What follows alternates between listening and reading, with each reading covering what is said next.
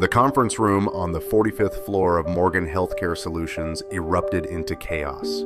7-year-old Sophie Morgan hurled a stack of IPO folders across the polished mahogany table, her small face twisted in fury. Papers scattered like wounded birds, landing on the Italian leather shoes of stunned executives. "You don't understand anything," she screamed at the 5th therapist that month, a woman who now backed toward the door, clutching her designer briefcase like a shield. Olivia Morgan stood motionless by the floor-to-ceiling windows, her tailored Armani suit perfect, her expression carved from ice. Only her eyes betrayed her, tired, desperate, failing. Through the glass wall, 3 major investors waited in the reception area, their expressions darkening at the commotion. When the therapist fled, Olivia whispered to the empty air, "Can no one handle this child?" Eleanor Wright, silver-haired co-founder and Olivia's mentor, entered the room with the quiet authority of her 68 years. Her eyes took in the destruction, then settled on Olivia. "We have 60 days until the IPO," Eleanor said, her voice low enough that only Olivia could hear. "If you can't get your personal situation under control, the board will request you take a leave of absence." Olivia's throat tightened, the company she'd built from her husband's blueprint, her legacy, hanging by a thread because she couldn't reach her own daughter. 43 floors below, in a cramped Brooklyn apartment where the radiator clanged and neighbors argued through paper-thin walls, Nathan Reed, a black single dad in his mid-30s, faced his own morning crisis. The envelope in his dark brown hand contained 2 bills, Mia's asthma medication or this month's rent. He couldn't pay both. He set the bills aside and moved with practiced gentleness as he moisturized and braided 6-year-old Mia's honey brown coils. His dark brown hands, scarred from years of surgical procedures before his fall from grace, now calloused from mop handles, worked with the precision that once made him Mayo Clinic's youngest attending surgeon. "Daddy, can I bring my butterfly book to school today?" Mia asked, her voice still raspy from her latest asthma attack. "Of course, butterfly girl," Nathan answered, securing her braid with a blue elastic. "Just remember your inhaler is in the front pocket of your backpack. If you feel tight in your chest—" "I know, Daddy," she interrupted, having heard the instructions hundreds of times. "2 puffs, count to 10, tell a teacher." On the chipped dresser, a framed photo of Nathan, Sarah, and a toddler, Mia, smiling, unmistakably a black family, watched over them, a reminder of everything they'd lost and were still fighting to protect. They took the subway together, her small hand in his, until he dropped her at PS 18, 3 blocks from Morgan Tower, where he worked. Once he'd worn surgical scrubs and saved lives with microsecond decisions. Now he pushed a mop cart through marble halls, invisible to the executives who rushed past in their $1,000 shoes. He didn't mind. Invisibility had advantages. He could observe without being observed, could listen to the rhythm of this strange world where money moved like water and people treated each other like chess pieces. A world where companies like Morgan Healthcare Solutions could deny treatment to patients with rare diseases. Patients like Sarah, his wife, because their conditions weren't cost-effective to treat. Olivia Morgan's mornings began in a penthouse overlooking Central Park, where silence was purchased by the square foot and maintained by staff who knew better than to speak unless spoken to. She'd wake at 5 a.m., run 4 miles on a treadmill that cost more than most cars, then stand under a rainfall shower that never quite washed away the exhaustion. Her reflection in the bathroom mirror showed a woman of 35 who could pass for 28. Excellent bone structure, disciplined eating, strategic Botox, beautiful, and absolutely alone. By 7, she'd be reviewing reports on the latest vaccine development, the centerpiece of their upcoming IPO. $200 million in funding hinged on its success.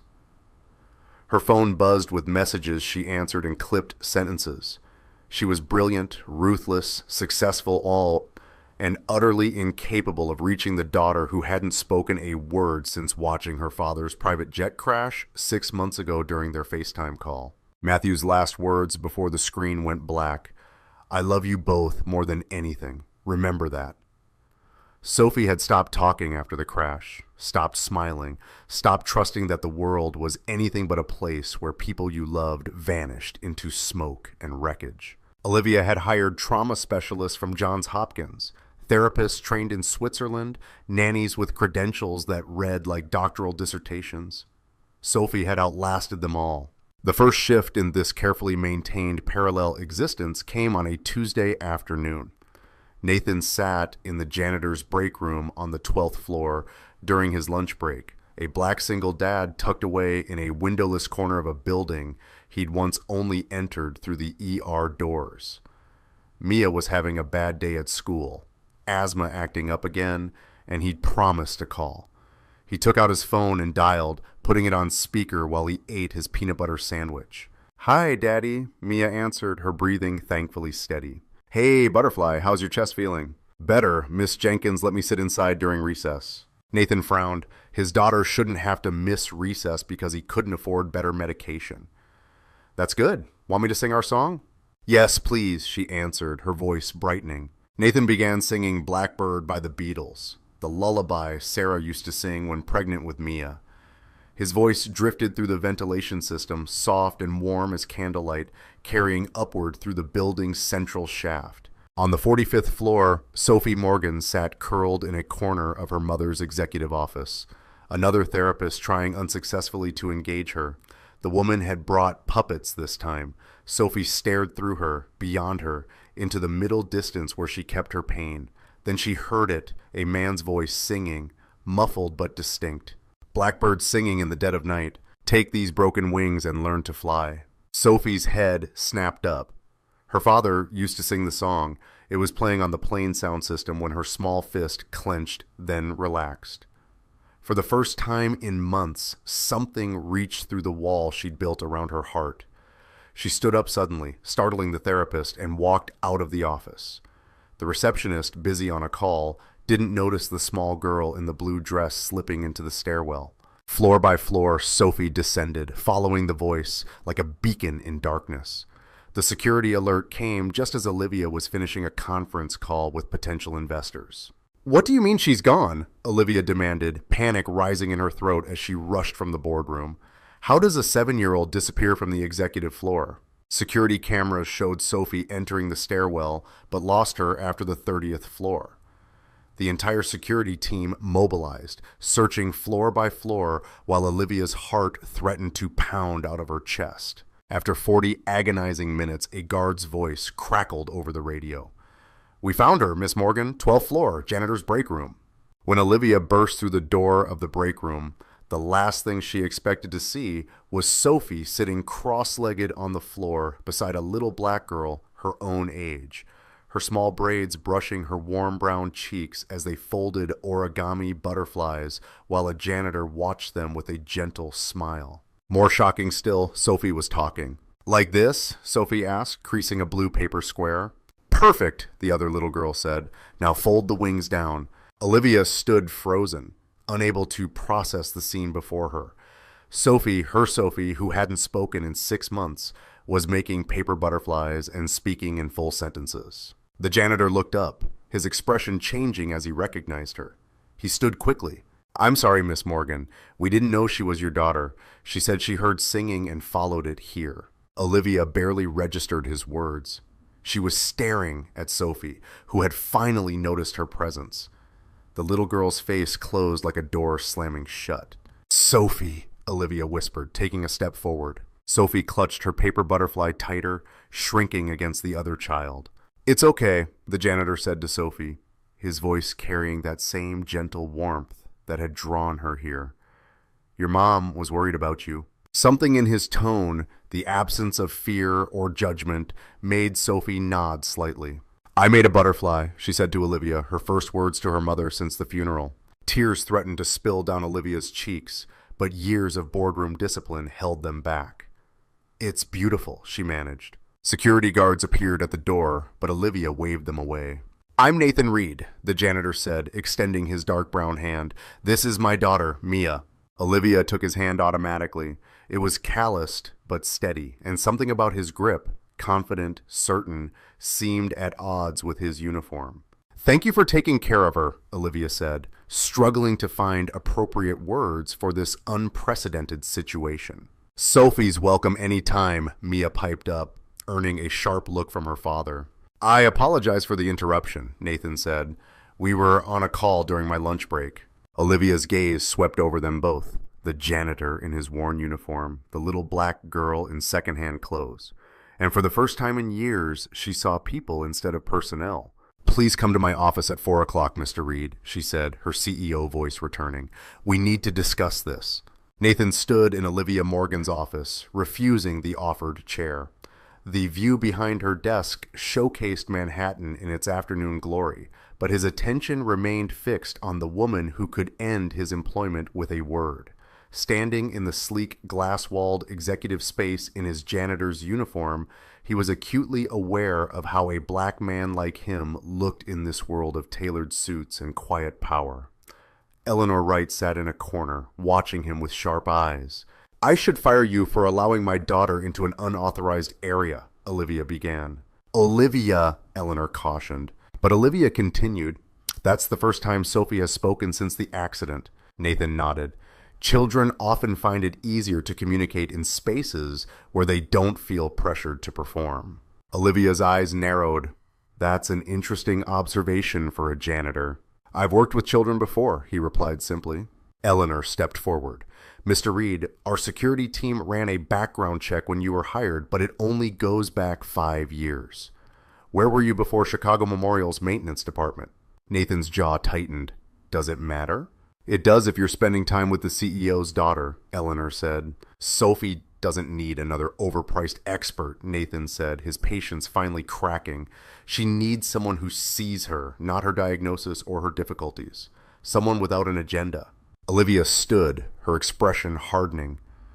I'm prepared to triple your current salary for a special assignment. Help Sophie communicate, spend time with her. Nathan's laugh held no humor. With respect, Miss Morgan, you can't buy what your daughter needs. Name your price then. There is no price, Nathan said simply. But if you're asking me to spend time with your daughter, I'll do it. Not for money. Then what do you want? Olivia asked, genuine confusion in her voice. Everyone wants something. Nathan considered his answer carefully. Mia's school lost funding for their music program, and your daughter needs more time with you, not with me. The words hit Olivia like a physical blow. You don't want money for yourself? She asked incredulously. I want my daughter to have music in her life, Nathan replied, and I want your daughter to heal. Sometimes it's that simple. As Nathan left, Marcus Hall, the senior VP and former partner of Olivia's late husband, entered. He watched Nathan walk away with suspicious eyes. Who was that? He asked. Sophie's new friend, Olivia answered, still processing the encounter. The janitor? Marcus raised an eyebrow. He's been here 6 months. No record before Chicago Memorial. Don't you find that suspicious? Olivia turned to face the Manhattan skyline. For once, the view failed to center her. Find me everything on Nathan Reed, she said, and restart the search for Sophie's nanny. I'm going to take her to school tomorrow myself. The arrangement caused immediate uproar. Senior executives whispered in elevators. HR submitted concerned memos. The director of security suggested background checks and liability waivers. Olivia overrode them all with the blunt instrument of her authority. Nathan started coming to Sophie's suite after his shift ended. No structured lessons, no therapy techniques. He taught her to water the plants on the terrace, explaining how roots need both water and air to breathe. He showed her how to organize her books by color, turning chaos into rainbow order. He brought his guitar, hadn't played in years, but for this, he made an exception and taught her simple chords. And he listened. When Sophie talked about her father, Nathan didn't offer platitudes about heaven or time healing wounds. He just nodded and said, missing someone never really stops, but it can become softer, like a stone in your pocket. You always know it's there, but it doesn't cut anymore. Sophie understood that. One afternoon, Olivia came to collect Sophie for dinner and found her daughter asleep on the couch, her head resting on Nathan's shoulder. He'd been reading to her from a book about constellations. He looked up, finger to his lips, the universal gesture for silence. Olivia stood frozen in the doorway, watching her daughter sleep peacefully for the first time in months, and felt something shift inside her. Not attraction, not yet. Something more fundamental, recognition. This man had given her daughter something she'd been desperately searching for, the simple gift of being understood. 2 weeks later, disaster struck during a music class Olivia had arranged for both girls at Sophie's school. Halfway through Mary Had a Little Lamb, Mia began coughing violently. The coughs transformed into desperate wheezes as she clutched at her chest. "Her inhaler," the teacher cried, searching Mia's backpack.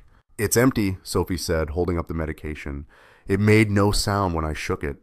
Olivia rushed forward as Mia's lips began turning a frightening blue against her warm brown skin. "Call 911, she ordered, her crisis management training kicking in. The teacher frantically dialed while Olivia lowered Mia to the floor, elevating her head. She checked the girl's airway, constricted, her breathing shallow and increasingly desperate, pulse rapid, thready. These were the signs of severe respiratory distress that Olivia recognized from a first aid course but had never expected to use. "Where's her father?" Olivia demanded, panic rising as Mia's breathing became more labored. "Maintenance call on 37, someone answered.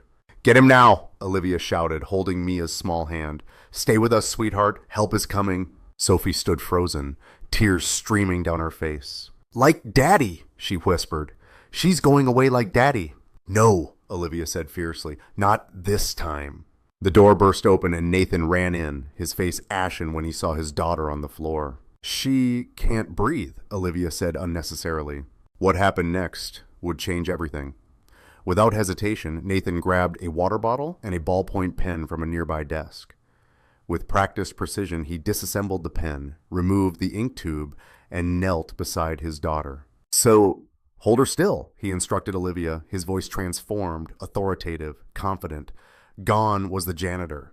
In his place stood a surgeon making life or death decisions with the calm certainty of someone who'd done it thousands of times. "What are you doing?" Olivia whispered, watching him sterilize the pen casing with bottled water. "Creating an airway," he replied, his focus absolute. "Her throat is completely constricted." Before Olivia could process what was happening, Nathan performed an emergency tracheotomy with the pen casing. His dark brown hands moved with impossible steadiness, finding the precise location in Mia's throat, making a small incision and inserting the makeshift breathing tube. The procedure took less than 30 seconds, time that would have meant life or death in an operating room. Color slowly returned to Mia's face as oxygen flowed through the improvised airway. Nathan monitored her pulse, his fingers pressed against her neck with practiced pressure. When paramedics arrived minutes later, they found a janitor performing medical procedures no janitor should know. "Jesus," one paramedic muttered as they took over. "Who did this?" "I did," Nathan said, stepping back, his hands bloody.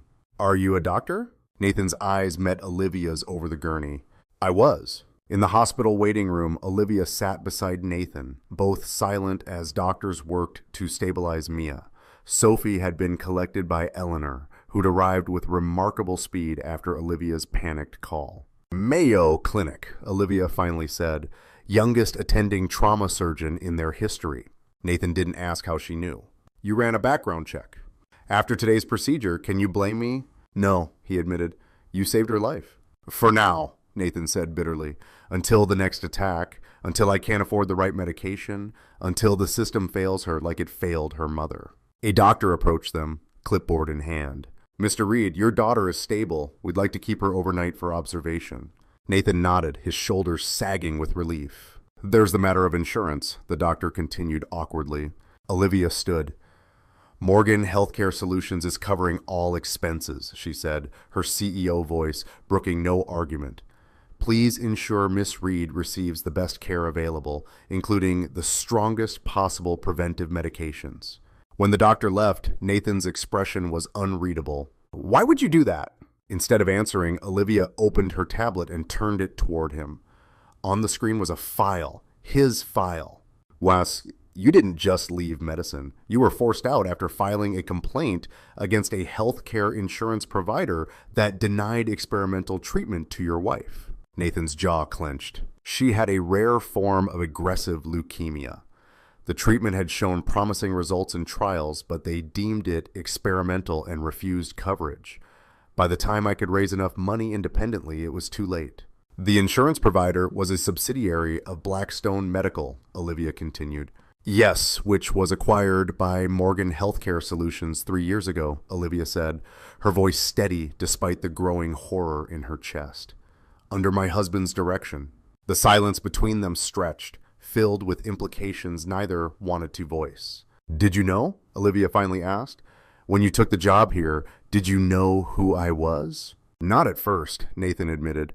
Not until I saw Sophie, the resemblance to her father's photos in the press. So, what is this? Revenge? Getting close to my daughter? Nathan's laugh was hollow. If I wanted revenge, I'd have taken your offer of triple salary and sued the company later. Then why? I needed a job with health insurance for Mia, he said simply. And when I met Sophie, I saw a child in pain. That's all. Olivia studied him, searching for deception and finding none. My husband killed himself, she said abruptly. Nathan's head snapped up. The plane crash wasn't an accident, Olivia continued, her voice tight. The investigation found he disabled certain safety protocols. He left a note in his personal email that I found weeks later. He couldn't live with some of the decisions the company had made. She met Nathan's eyes directly. I think he knew about Sarah, your wife, not personally, but about cases like hers. There were dozens. Morgan Healthcare Solutions acquired Blackstone specifically for their data on patients with rare conditions. Data they'd collected while denying treatment. They used my wife's dying body as a research opportunity, Nathan said, his voice dangerously soft. And Matthew couldn't bear the weight of it once he understood what was happening, Olivia whispered. He tried to change policies from within, but was overruled by the board, by Marcus. Nathan closed his eyes. So both our spouses were casualties of the same corporate decisions. The irony hung between them, painful in its symmetry. The article appeared in a tabloid the following week, but spread like wildfire through more reputable outlets. Billionaire CEO's secret romance with former doctor turned janitor. The photos were grainy but damning. Olivia and Nathan at the hospital, at the school, entering her apartment building. The story was garbage, full of made-up quotes and insinuations. But garbage has a way of contaminating everything it touches. Olivia's phone exploded with calls from board members, investors, PR consultants. The company's stock took a minor hit on speculation about her stability just weeks before the crucial IPO. Nathan became collateral damage. Reporters showed up at his apartment. Photographers followed him to Mia's school. Co-workers who'd never spoken to him suddenly had opinions about his character, his intentions. The worst came from within the company. Marcus Hall, who'd wanted Olivia's position since Matthew's death, called an impromptu board meeting. He presented a narrative carefully constructed from truth and lies. The janitor was manipulating the CEO through her vulnerable daughter. The relationship was inappropriate. The company's reputation was at stake. He proposed Olivia take a leave of absence to focus on family matters. Olivia fought back with everything she had, but the pressure was immense. The vote was 7-6 in her favor. Hardly the resounding support she'd expected. The margin was too thin for comfort. That evening, Nathan came to her office. Sophie was asleep upstairs, and Mia was recovering at Nathan's sister's place upstate. I'm leaving, he said without preamble. Tonight. Running proves their narrative, Olivia replied. Staying destroys yours. Nathan placed an envelope on her desk. I wrote this for Sophie. Explains that I'm not abandoning her, that some people are scared of things they don't understand, that she's stronger than she knows. He met her eyes directly. I'm not in your world, Olivia. I never was. You have to choose your company or whatever this is between us. That's not fair. Neither is life, he said, turning to leave. Sophie needs a stable mother more than she needs me. After he left, Olivia stood alone in her office, the envelope heavy in her hand. The weight of his impossible choice heavier still on her heart. Marcus Holt's victory was short-lived. 3 days after Nathan's departure, Olivia called Eleanor to her office. On her desk were stacks of files, internal documents, emails, memos dating back 5 years. I've been doing some research, Olivia said, her voice calm but her eyes fierce, about Blackstone Medical and their denial of experimental treatments. Eleanor sat, her expression grave. And I found a pattern. Denials weren't medical decisions, they were financial ones. Patients with certain rare conditions were systematically rejected regardless of their prognosis. That's standard industry practice, Eleanor noted. Unfortunate, but legal. What isn't legal, Olivia continued, is that after patients were denied, their data was used in research without consent. Research that Morgan Healthcare Solutions later monetized. She pushed forward a specific file. Sarah Reed's case was one of dozens. Her genetic data is in our vaccine research. Eleanor paled. Does Nathan know? No, but Marcus does. Olivia's eyes hardened. He was head of research integration during the Blackstone acquisition. He personally selected which patient data to incorporate. That's why Matthew... Eleanor couldn't finish the sentence. Olivia nodded. I think so. And now Marcus is using Nathan and me to divert attention from the real scandal, one that could tank not just our IPO, but the entire company. What will you do? Olivia stood, smoothing her skirt with steady hands. First, I'm going to find Nathan. Then we're going to fix this. All of it. The charity event was an annual gala raising funds for children's health care, ironically sponsored in part by Morgan Healthcare Solutions.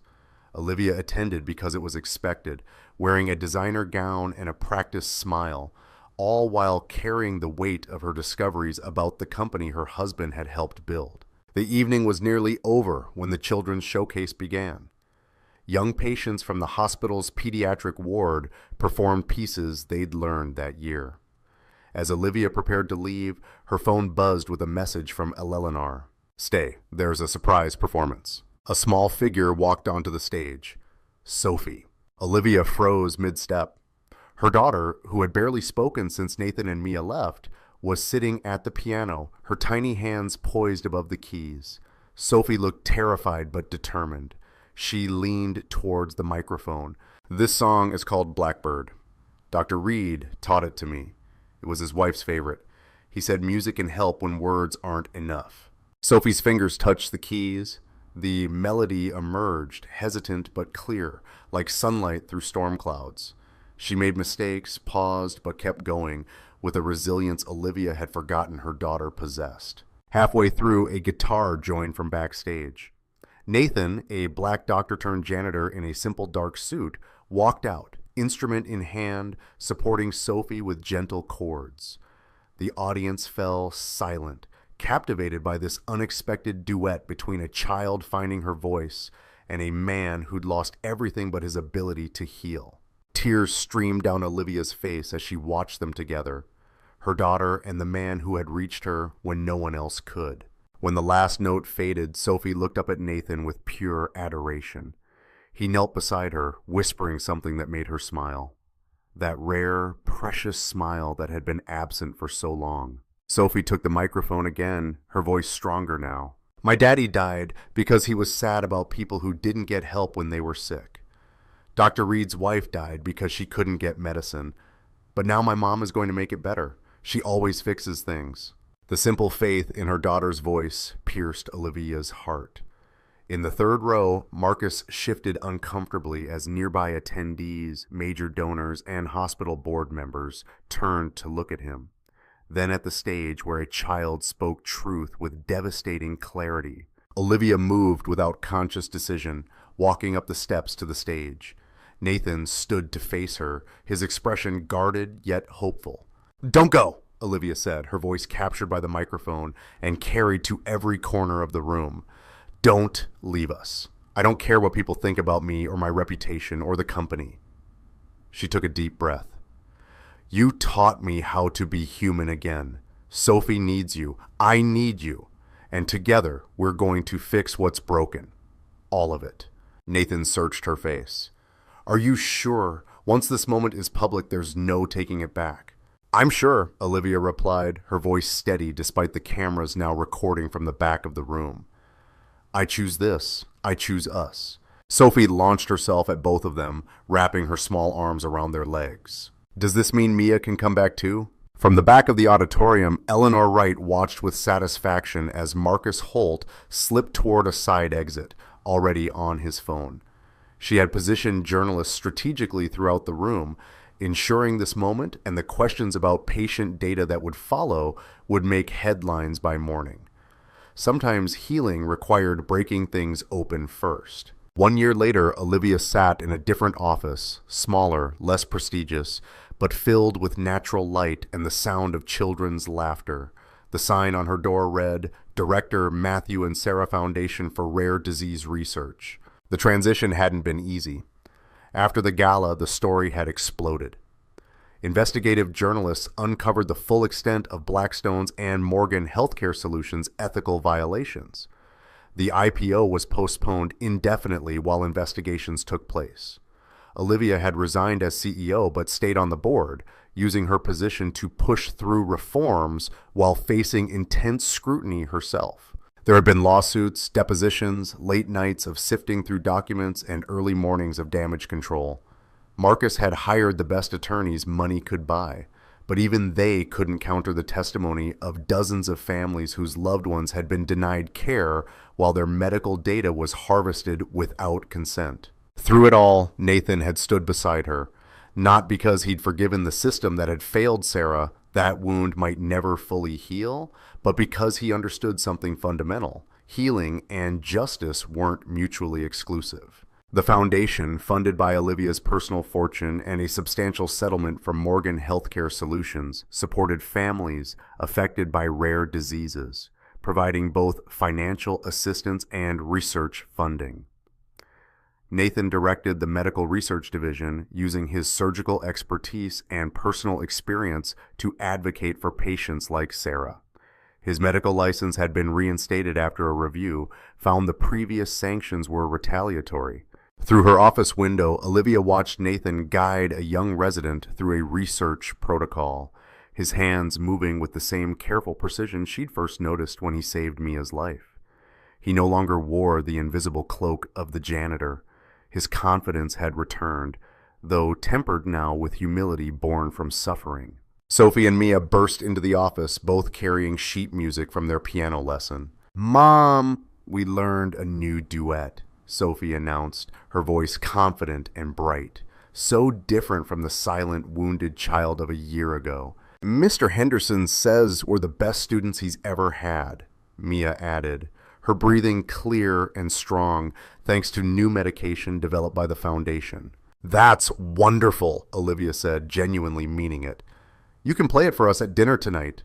As the girls rushed out to practice, Eleanor entered carrying a newspaper. "Have you seen this?" she asked, placing it on Olivia's desk. The headline read, "Morgan Healthcare Solutions launches patient advocacy division under new leadership." "They're finally learning," Eleanor noted. "Sometimes the biggest act of courage isn't climbing higher. It's being willing to start over and build something better." Olivia nodded, watching Nathan through the window. He looked up, saw her watching, and smiled. The kind of smile that said home and safety and love. That evening, as they walked home together, Sophie and Mia racing ahead to spot the first stars appearing over the city, Nathan took Olivia's hand. "Do you ever miss it?" he asked. "The penthouse, the power, the view." Olivia considered this seriously. "Sometimes I miss the efficiency, the ability to make things happen with a single call. But I don't miss the cost," she said, squeezing his hand. "I don't miss the person I was becoming."